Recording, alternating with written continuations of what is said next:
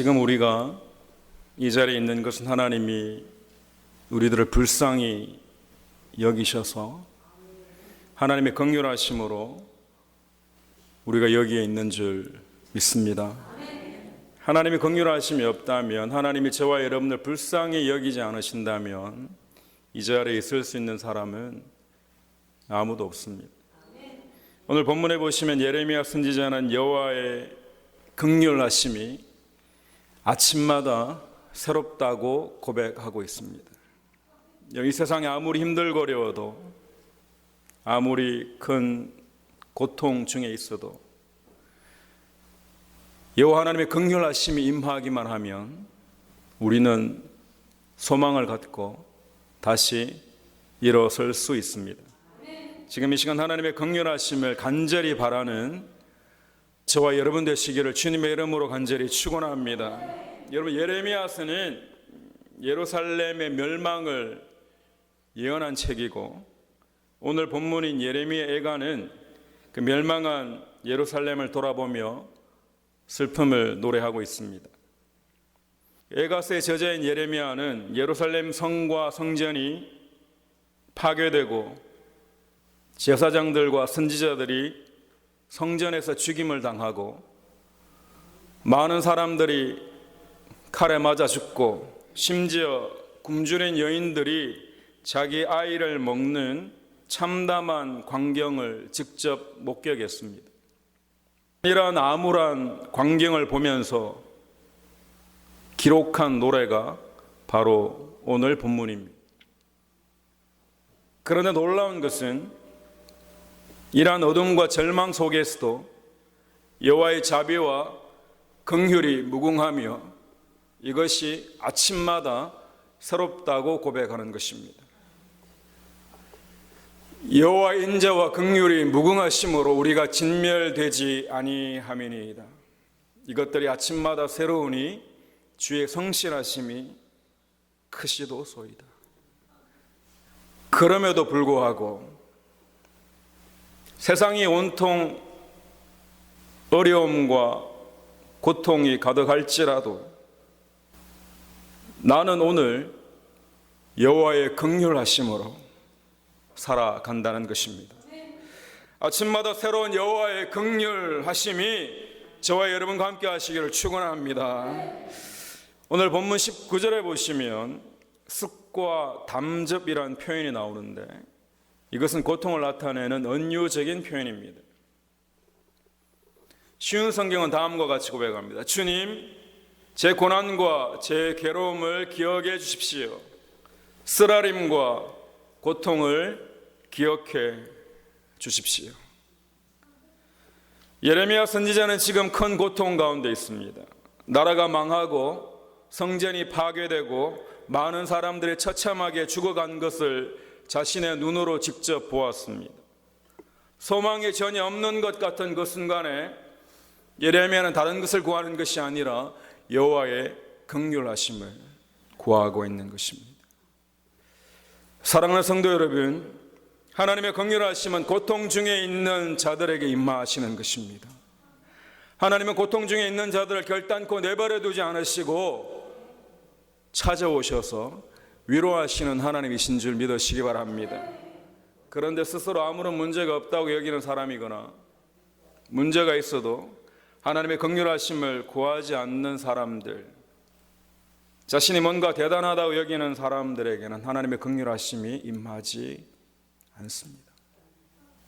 긍휼이라는 히브리어 단어는 라함인데 복수인 라하밈으로 사용되고 있습니다.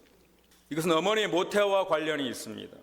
자신의 연약한 아기를 향한 어머니의 마음이 바로 긍휼이라는 것입니다. 그리고 긍휼이라는 단어를 한자로 보면 이 휼자가 불쌍할 휼입니다.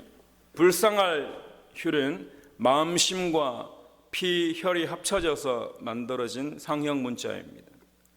마음에 피를 흘린다는, 그렇죠. 하나님 우리를 긍휼히 여기시는 것은 그냥 불쌍하네 그런 정도의 의미가 아니라는 거예요. 심장에서 피가 날 정도로 애틋해 하시는 것이 바로 하나님의 긍휼하심입니다. 하나님이 저와 여러분을 얼마나 애틋하게 생각하시는지 우리가 이 아침에 깨달아지기를 축원합니다.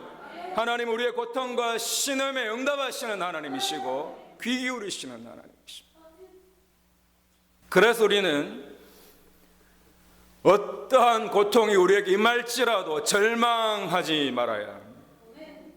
고통 중에 우리를 내버려 두시는 하나님이 아니라 우리와 함께 하신 하나님이 지금 이 시간 저와 여러분을 불쌍히 여기고 계시기 때문입니다. 우리가 주님을 찾을 때 주님의 긍휼하심이 우리에게 임하는 것입니다. 중요한 것은 저와 여러분의 마음을 어디에 두고 있는가 하는 거죠. 좌절과 낙심 가운데에도 여호와께 저와 여러분의 마음을 두기를 원합니다. 내 영혼아 내가 어찌하여 낙심하며 어찌하여 내 속에서 불안해하는가. 너는 하나님께 소망을 두라. 그가 나타나 도우심으로 말미암아 내가 여전히 찬송하리로다. 여러분, 이스라엘만 이런 일을 겪은 게 아니라 우리나라도 현대사 가운데 이와 비슷한 일을 경험한 적이 있습니다. 1950년 6월 25일에 전쟁이 시작되고 53년 7월에 정전협정으로 전쟁이 중단되고 지금은 휴전 중에 있습니다. 우리나라는 세계 유일의 분단 국가입니다. 전쟁 직후 한국은 세계에서 가장 가난한 나라였습니다. 수많은 인명과 재산의 손실이 있었고 수없이 많은 고아와 과부들이 있었습니다. 피난민과 빈곤 속에 사람들은 상상을 초월하는 고통을 겪어야만 했습니다. 전쟁 이후에 이어지는 자연재해와 전염병으로 수많은 사람들이 도탄에 빠졌습니다. 폐결핵과 천연두가 넘쳐났고 열악한 위생 환경으로 인해 콜레라가 전국적으로 발생하게 됐습니다. 뭐 하나 괜찮은 게 없는 거예요. 전쟁 중에 기독교인들은 공산당의 반기독교 정책으로 인해 더욱 극심한 고통을 당해야만 했고 수많은 교회와 기독교 관련 건물들이 무참하게 파괴되었고 많은 기독교 지도자들이 납북되거나 살해되었습니다. 그 당시 상황을 보면 절망뿐입니다. 지금 보시는 화면은 죽은 어머니의 품에 안겨서 눈물을 흘릴 수밖에 없는 아이들의 모습입니다. 불과 70년 전에 얼마나 비참한 상황이 한반도에 있었는지 우리는 상상조차 할 수 없습니다. 그런데 이렇게 가난한 나라를, 이렇게 연약한 자들을 하나님이 불쌍히 여기신 것입니다. 기독교인들은 포기하지 않고 더욱 열심히 부르짖기 시작했습니다. 새벽마다 전국에 있는 교회들이 지프로 만든 쌀포대기를 깔아놓고는 부르짖기 시작했습니다. 추위에도 아랑곳하지 않고 더위에도 아랑곳하지 않고 주여 우리를 불쌍히 여기소서.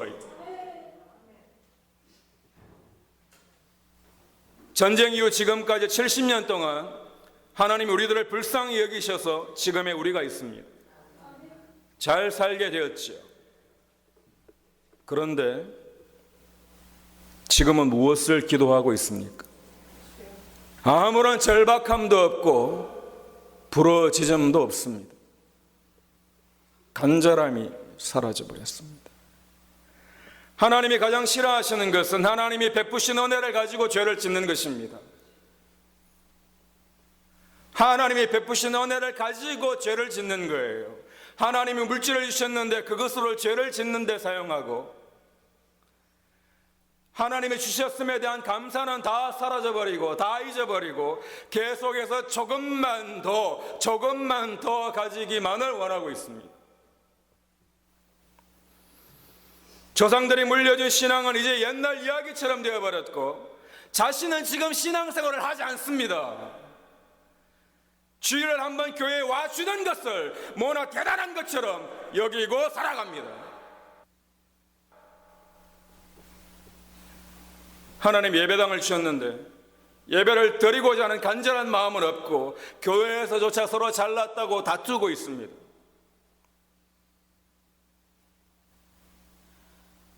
우리가 만약 이런 모습이라면, 우리 교회가 만약 이런 모습이라면 우리는 회개하고 예배의 자리로, 부르짖는 자리로 돌아가기를 축원합니다. 하나님의 긍휼하심이 떠나시면 아무것도 아닙니다.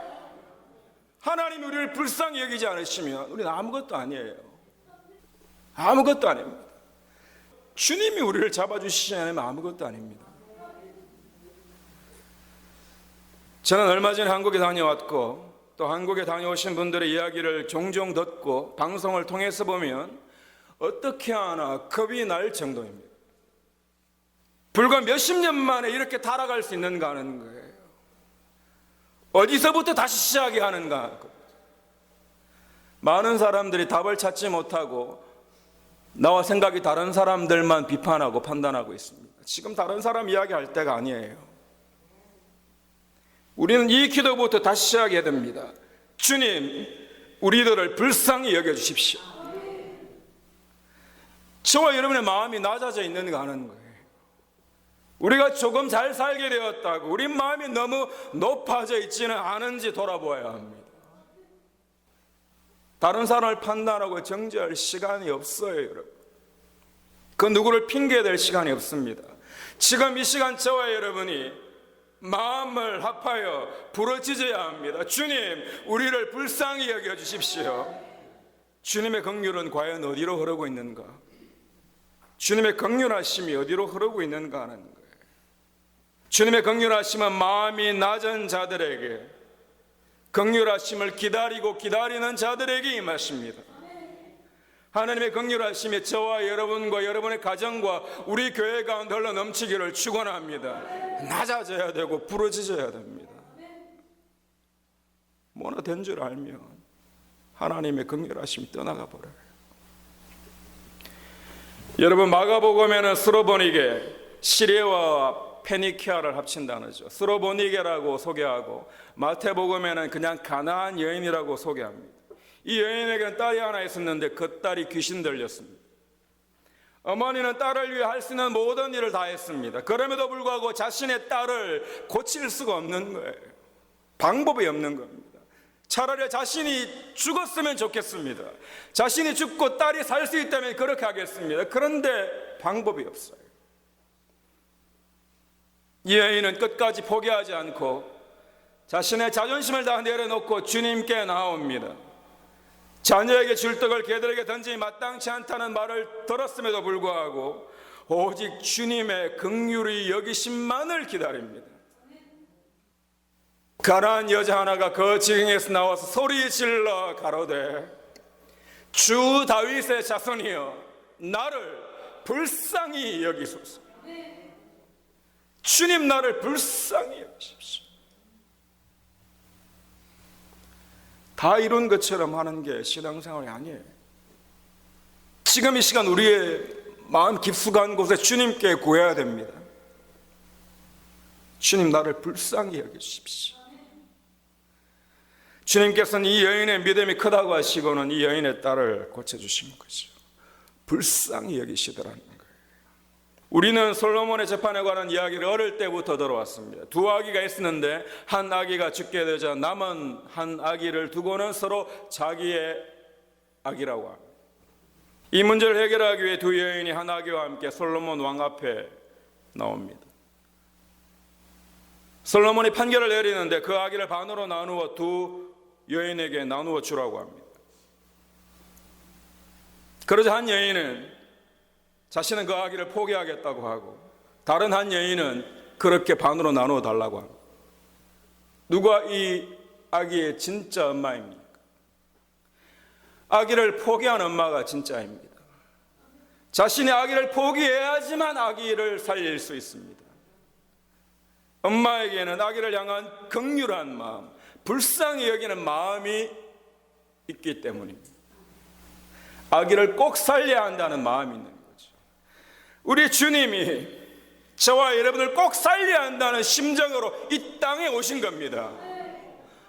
십자가의 사랑을 알지 못하고 내가 주님의 사랑을 알지 못하고 그 불쌍히 여기심을 알지 못하고 내가 믿는다는 것 아니에요. 우리들을 위해 십자가에 달리셔서 물과 피를 다 쏟으신 그분이 부활하시고 성천하셔서 지금 이 시간 저와 여러분과 함께 하시는 줄 믿으시기 바랍니다.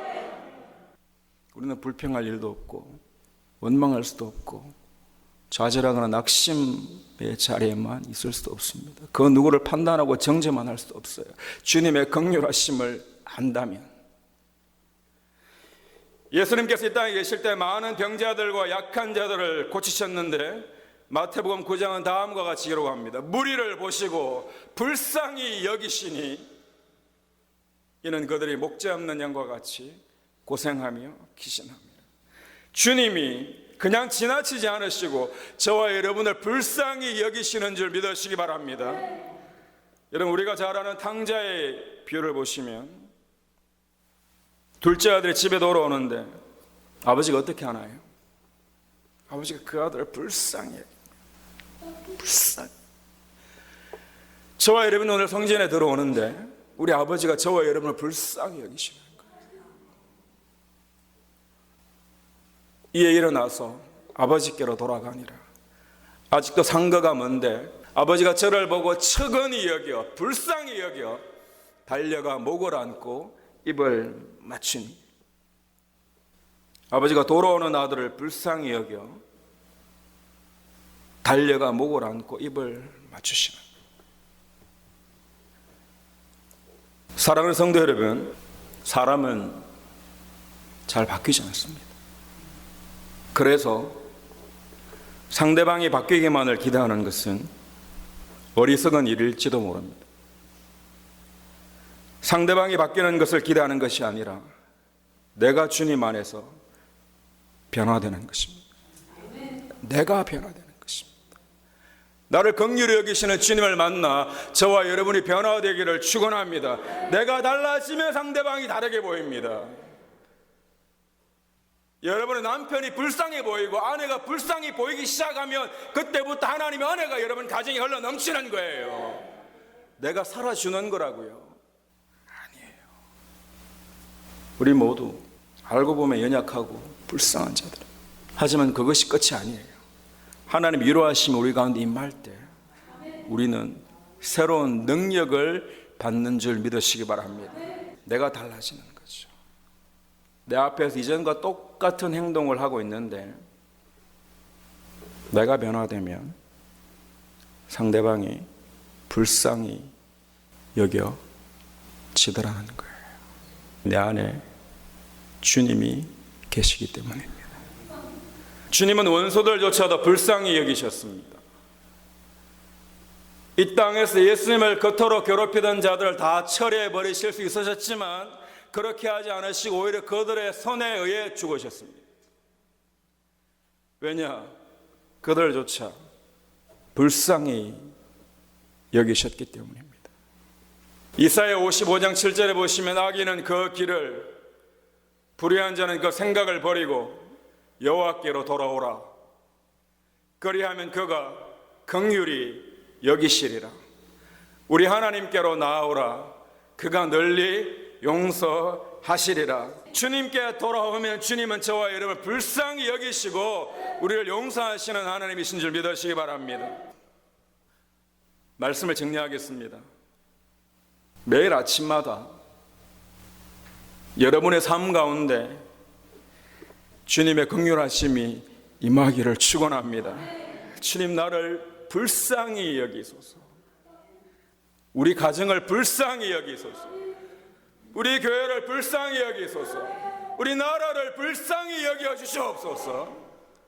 고통 중에도 어려움 중에도 하나님의 긍휼하심으로 소망을 갖게 되기를 축원합니다. 주님이 우리를 불쌍히 여기시기에 우리는 소망을 가질 수 있습니다. 주님의 긍휼하심으로 승리하는 저와 여러분 되시기를 주님의 이름으로 간절히 축원합니다. 약할 때 강함 되시네 나의 보배가 되신 주 나의 모든 것주 안에 있는 보물을 나는 포기할 수 없네 주 나의 모든